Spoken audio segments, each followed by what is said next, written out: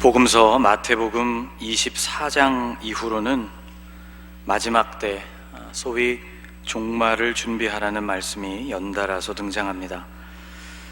24장 1절 이하에는 성전이 무너지게 되는 날이 온다는 말씀을 들려주셨고, 15절 이하에는 멸망에 가증한 것이 거룩한 곳에 서게 되고 환란이 시작된다고 하셨습니다. 29절 이하에는 해와 달이 어두워지고 주님께서 구름을 타고 오시는 날이 온다고 하셨고, 32절 이하에서는 무화과 나무의 변화를 통해 계절의 변화를 읽을 수 있는 것처럼 인자가 가까이 오고 있다는 변화를 너희도 분별하라는 말씀을 들려주셨습니다. 37절 이하에는 그때는 노아의 때와 같이 혹은 도둑이 오는 날과 같이 호련히 임하게 될 것이라고 말씀하셨고, 오늘의 본문에 해당하는 45절 이하에는 집을 맡은 종과 같이 주인이 올 때까지 집을 잘 관리하는 자가 복이 있다는 말씀을 들려주셨습니다. 25장 1절 이하에는 신랑을 기다리는 처녀들과 같이 마지막 날을 잘 준비하라는 말씀이, 14절 이하에는 달란트를 받은 종들처럼 우리에게도 닥쳐올 결산의 날을 잘 대비하라는 말씀이, 그리고 31절 이하에는 그날에는 예수님의 오른편과 왼편으로 사람들이 구분되게 될 것이고, 그날에 오른편이나 왼편으로 구분된 자들 모두가 주님의 이 판결에 대하여 놀라게 될 것이라는 말씀을 들려주셨습니다. 이 모든 말씀들은 공통적으로 마지막 때가 가까이 오고 있으니 그러므로 깨어 있으라는 말씀입니다. 그날이 언제인지 우리는 알지 못합니다. 그날이 언제가 될지를 하나님께서 정하시기 때문이죠. 부활하신 예수님은 제자들에게 이렇게 말씀해 주셨습니다. 이르시되 때와 시기는 아버지께서 자기의 권한에 두셨으니 너희가 알 바 아니요. 주님은 그날이 도둑과 같이 예상치 못한 순간에 오게 될 것을 여러 차례 말씀해 주셨습니다. 그러므로 우리의 과제는 그날이 올 때까지 우리에게 주어진 날들을 어떻게 살아가느냐입니다. 그 다음 구절이 이렇게 이어집니다. 같이 한번 읽어볼까요? 오직 성령이 너희에게 임하시면 너희가 권능을 받고 예루살렘과 온 유대와 사마리아와 땅 끝까지 이르러 내 증인이 되리라 하시니라. 아멘. 마지막 날을 정하시는 것은 하나님의 몫이고, 그 마지막 날까지 증인으로 살아가는 것은 우리의 몫이라는 말씀입니다. 오늘 본문에서 예수님은 그날까지 살아가야 하는 우리의 모습이 무엇과 같아야 하는지 비유를 통해서 알려주고 계십니다. 이 비유는 주인이 집을 떠나게 되어서 그 집을 임시로 맡게 된 종에 관한 이야기입니다. 오늘의 본문 이 비유를 유심히 살펴보면 그 임무를 수행할 종의 모습이 두 가지로 나뉘어지고 있다는 것을 발견할 수 있는데요. 45절에는 충성되고 지혜 있는 종이라는 표현이 나오고, 48절로 내려가 보면 악한 종이라는 표현이 나옵니다. 충성되고 지혜 있는 종은 어째서 그런 평가를 받게 되었고, 악한 종은 또 어째서 그런 평가를 받게 된 것일까? 51절 말씀을 보면 이 악한 종에게는 외식하는 자가 받는 벌이 내려진다고 말씀하셨습니다. 엄히 때리고 외식하는 자가 받는 벌에 처하리니 거기서 슬피 울며 이를 갈리라. 이 종이 악하다고 평가된 이유는 바로 51절 말씀 안에 들어있는 것과 같이 그의 외식이었습니다. 외식하는 자라는 말, 휘포크리테스라는 말의 뜻이 무대 위에서 연기를 하고 있는 배우를 가리키는 말이라는 것을 여러분 기억하시나요? 무대 위에서의 연기는 그 배우의 진짜 모습이 아닙니다. 맡겨진 역할에 몰입해서 그 인물을 연기하지만 배우가 극중에 등장하는 인물과 실제로 같은 사람은 아닌 것이죠. 그 등장인물을 연기할 뿐입니다. 등장인물이 되어 등장인물로 살아가는 시간 역시 오래 지속되지는 않죠. 공연이 끝나면 배우는 다시 원래의 삶으로 돌아옵니다. 그러니 본인이 살아가는 본래의 삶의 자리와 무대 위에서의 모습은 엄연히 다르다고 말할 수 있는 것이죠. 예수님은 바로 이와 같은 모습으로 신앙생활을 하고 있었던 바리새인들과 서기관들을 자주 책망하셨습니다. 화 있을진저 외식하는 서기관들과 바리새인들이여, 잔과 대접의 겉은 깨끗이 하되 그 안에는 탐욕과 방탕으로 가득하게 하는도다. 겉으로는 거룩한 율법의 깊이를 자신들만 알고 자신들만 잘 지키고 있는 것처럼 보였지만 실제로는 그것이 연기에 불과했다는 말씀입니다. 그들의 본 모습은 탐욕과 죄악으로 가득한 모습이었죠. 예수님을 죽이게 된 배경에도 이러한 본인들의 실리와 본인들이 누려야 하는 평안이라는 이기적인 목적이 작용했습니다. 오늘 비유에서 악한 종이라고 판단된 이 종의 삶도 이런 이중성을 띠고 있습니다. 주인이 집에 있을 때에는 성실하게 역할을 감당하는 모습이지만 주인이 멀리 떠나자 본래의 모습이 그대로 드러나게 된 것이죠. 동료들을 때리는 폭력적인 모습, 주인의 집을 관리해야 할 시간에 술 친구들과 어울려서 먹고 마시는 모습, 이것이 그의 본래 모습이었습니다. 그렇다면 충성되고 지혜 있는 종은 도대체 어떤 모습이었기에 충성되고 지혜롭다는 평가를 받게 된 것일까요? 악한 종의 모습과 비교해 간단히 말한다면 그에게는 이중성이 없었다고 말할 수 있습니다. 여러분, 우리는 이것을 기억해야 합니다. 충성된 종일수록 주인이 있든지 없든지 그의 모습에 거의 변화가 없다는 사실입니다. 45절에 나온 충성된 이 종의 모습을 보십시오. 충성되고 지혜 있는 종이 되어 주인에게 그 집 사람들을 맡아 때를 따라 양식을 나눠줄 자가 누구냐? 충성되고 지혜 있는 종은 주인이 있을 때에도 집 사람들에게 때를 따라 양식을 나눠주었고, 주인이 없을 때에도 역시 같은 역할을 하고 있다는 것을 알 수 있습니다. 여러분, 이 종의 입장이 되어서 그의 마음을 한번 이번에는 헤아려 보십시오. 주인이 떠난 뒤로도 사실상 그가 해야 하는 일의 내용은 동일했습니다. 그런데 그 마음만은 같지 않았을 것이라고 생각됩니다. 주인이 집에 없는 동안 해야 할 일은 같았지만 그에게는 전보다 훨씬 더 무거운 책임이 지워져 있었기 때문이죠. 이제 집안에 있는 사람들이 자신의 손에 맡겨진 것이나 다름없었습니다.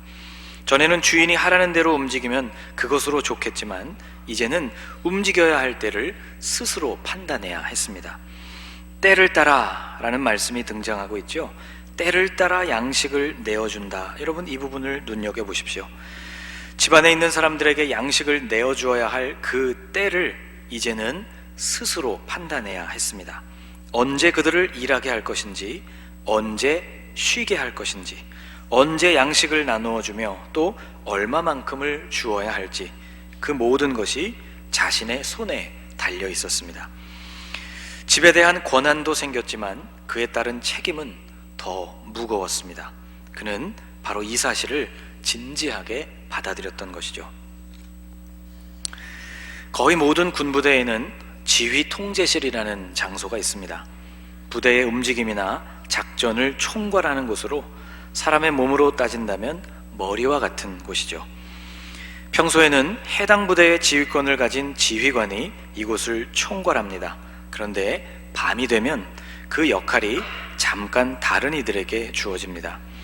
지휘관도 사람이니 휴식이 필요하기 때문에 참모들이 하루씩 그 역할을 대신 감당하게 되는 것이죠. 비무장지대와 맞닿아 있는 전방부대에서 근무할 때 저도 이런 역할을 감당했었습니다.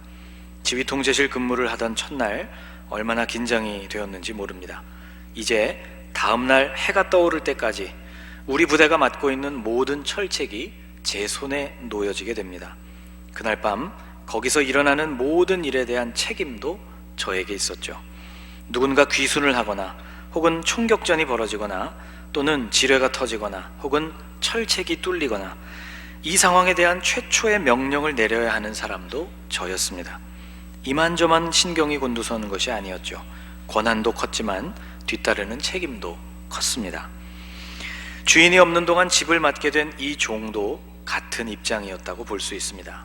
그런데 모든 권한을 갖게 된 이후 충성되고 지혜 있는 종과 악한 종의 모습이 나뉘어지게 됩니다.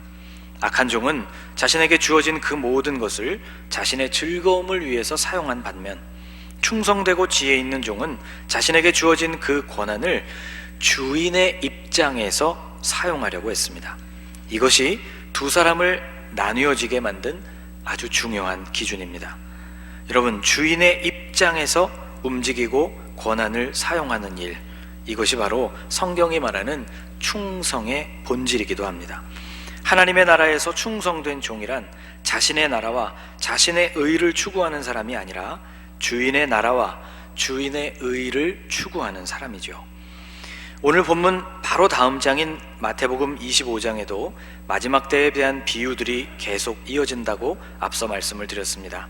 여기 달란트를 받은 종들에 대한 비유가 나오는데요, 이 이야기에서 종들에게 주어진 충성의 의미도 동일했습니다. 주인은 종들에게 각각 달란트를 맡겼을 뿐 그것을 어떻게 하라고 말하지 않았죠.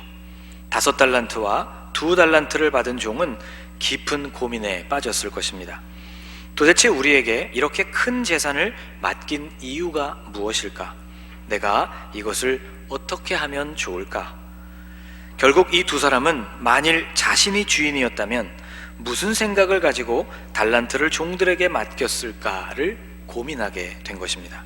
내가 주인이라면 내 종들이 무엇을 어떻게 해주기를 원할까? 이것을 고민하기 시작하자 어떻게 해야 할지가 분명해졌죠. 자신이 달란트를 맡긴 주인이라면 먼 길에서 돌아왔을 때 종들이 그 달란트를 잘 관리했을 뿐만이 아니라 그것으로 더 많은 달란트를 남겨준다면 더없이 기쁠 것 같았죠. 확신이 생긴 두 종은 그래서 위험을 무릅쓰고 장사를 시작했던 것입니다. 1달란트를 받았던 종은 생각이 거기까지는 미치지 못했습니다. 그는 종이었던 자신의 입장을 벗어나지 못한 것이죠. 자신에게는 달란트가 맡겨졌고 그렇다면 그것을 잘 보관해 두어야겠다고 생각을 한 것입니다. 주인이 원하는 바를 조금이라도 헤아려 보려고 했다면 주인의 말처럼 취리하는 사람들에게 그 돈을 맡겨두어서 주인이 돌아올 때 작은 이자라도 얻을 수 있게 했을 것입니다. 그런데 여러분, 주인의 생각을 헤아린다는 이 일은 어느 날 갑자기 고민을 해서 쉽게 얻어질 수 있는 것이 아닙니다. 이렇게 할 수 있으려면 평소의 고민도 주인의 수준에서 할 수 있어야 하기 때문이죠. 구약 성경에서 이런 방면에서 탁월하게 훈련받은 한 사람이 있습니다. 바로 요셉이라는 인물이죠. 그는 본래 남의 입장이라는 것에 대해서는 조금도 신경을 쓰지 않던 사람이었습니다. 형들과의 관계가 계속 악화되도록 만들 만큼 자신의 꿈, 자신의 이야기만을 스스럼 없이 형제들에게 자랑하던 철부지였죠. 그런 그가 하나님의 연단 속에서 오랜 시간 동안 배워야 했던 것은 다른 사람의 입장에 서보는 일이었습니다. 그가 고난을 통해서 성장하는 과정을 들여다보면 그는 보디발 장군의 저택을 관리하는 그런 청지기, 종으로 살 때에나 감옥에서 간수장의 일을 도울 때에나 그 이후 한 나라의 총리가 되어서 나라의 일을 감당하게 될 때에나 언제나 같은 관점을 요구받았다는 것을 볼 수 있습니다. 자신의 주인이 무엇을 원할까라는 관점이었습니다. 이렇게 한 결과로 그는 주인들에게서부터 무한한 인정과 신뢰를 받게 됩니다. 보디발은 자신이 먹는 음식 이외의 모든 일들은 요셉이 결정하여 처리하도록 해주었습니다. 외국에서 온 젊은 노예에게 이런 모든 권한을 부여한다는 일이 그렇게 간단한 문제가 아니었습니다. 간수장은 요셉에게 맡겼던 일들을 다시 확인해 보지 않았다고 했습니다. 간수장은 모든 죄수들을 다 요셉의 손에 맡겼고 요셉의 일 처리는 언제나 확실했죠. 언제나 간수장의 입장에서 그가 원하는 방식으로 정확히 처리되었기 때문입니다. 후에 총리가 된 후로 이집트의 왕 바로는 나라의 모든 일을 요셉에게 맡겼습니다. 그는 스스로 이렇게 말했죠. 너는 내 집을 다스리라. 내 백성이 다 내 명령에 복종하리니 내가 너보다 높은 것은 내 왕좌뿐이니라. 자신이 요셉보다 더 높은 것은 자신의 의자 높이만큼이라고 말하면서 나라의 모든 것들, 나라의 모든 백성들을 요셉의 손에 맡겼습니다.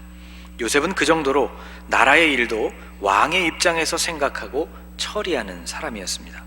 요셉의 이런 모든 모습은 충성되고 지혜 있는 종의 모습이 분명했죠. 예수님은 오늘 본문에서 주인의 마음으로 집을 돌보는 이런 종에게는 주인이 자신의 모든 소유를 그에게 맡긴다는 말씀을 해주셨습니다. 47절 말씀인데요, 같이 한번 읽어보겠습니다. 내가 진실로 너희에게 이르노니 주인이 그의 모든 소유를 그에게 맡기리라. 아멘. 요셉의 모습 속에서 이런 원리가 아주 정확하게 실현되고 있다는 것을 우리는 보게 됩니다. 한편 악한 종에게 주어진 처분을 51절에서 이렇게 말씀하고 있습니다. 엄히 때리고 외식하는 자가 받는 벌에 처하리니 거기서 슬피 울며 이를 갈리라. 엄히 때리고 외식하는 자가 받는 벌에 처해지는 것이었다고 말씀하고 있죠. 여기 엄히 때리고 라고 번역된 디호토메오라는 단어는 원래 때린다는 의미보다 훨씬 더 강한 의미입니다. 본래 이 단어는 둘로 나누다, 둘로 쪼개다 라는 의미를 가진 동사이죠. 여러분이 갖고 계신 성경 하단의 주에도 쪼개어내고 라는 뜻이라고 보충 설명이 되어 있을 것입니다. 주인이 늦게 올 것이라고 생각하여 자기 마음대로 산 결과는 이처럼 참담했던 것이죠. 여러분, 이 비유는 주인과 종의 관계를 다루고 있는 단순한 비유가 아닙니다. 장차 오실 예수님과 우리의 관계를 설명하고 있는 비유이죠. 예수님께서는 약속하신 대로 반드시 오실 것입니다. 천국 복음이 모든 민족에게 전파되어야 한다는 과제가 아직 남아있기는 하지만 이 과제가 그리 멀지 않은 것처럼 보이고 우리 시대에도 그래서 주님은 호련히 임하실 수 있습니다. 50절 말씀처럼 주님은 생각하지 않은 날, 알지 못하는 그 시각에 임하실 것이라고 말씀하십니다. 여러분, 그때의 우리의 모습이 주님의 눈에 어떻게 비추어지게 될지를 우리는 늘 생각해야 할 것입니다. 우리 시대에는 아닐 것이라고 확신하면서 악한 종처럼 주인의 뜻과는 상관없이 본인이 하고 싶은 대로 모든 것을 하고 산다면 악한 종에게 내려진 이 무섭고 엄격한 처분이 우리에게도 주어질 것이라는 사실을 기억해야 합니다. 주인의 입장을 헤아리고 주인의 마음을 헤아리는 충성되고 지혜 있는 종의 모습으로 사는 것, 이렇게 산다면 주님이 언제 오시든 우리는 두려워할 것이 없죠. 우리의 모습을 지켜보시면서 주님께서 흡족한 미소를 지으실 것이기 때문입니다. 예수님께서는 46절에서 이렇게 말씀하셨습니다. 주인이 올 때에 그 종이 이렇게 하는 것을 보면 그 종이 복이 있으리로다. 여러분, 새해의 두 번째 달이 이미 시작되었고 앞으로의 시간은 점점 더 빠르게 흘러갈 것입니다. 이미 우리의 삶의 주인이 되셨고 임하실 그날도 가까워 오는 그 주님 앞에서 오늘 여러분과 저도 복된 종으로 살아가실 수 있기를 주님의 이름으로 축복합니다. 기도하겠습니다.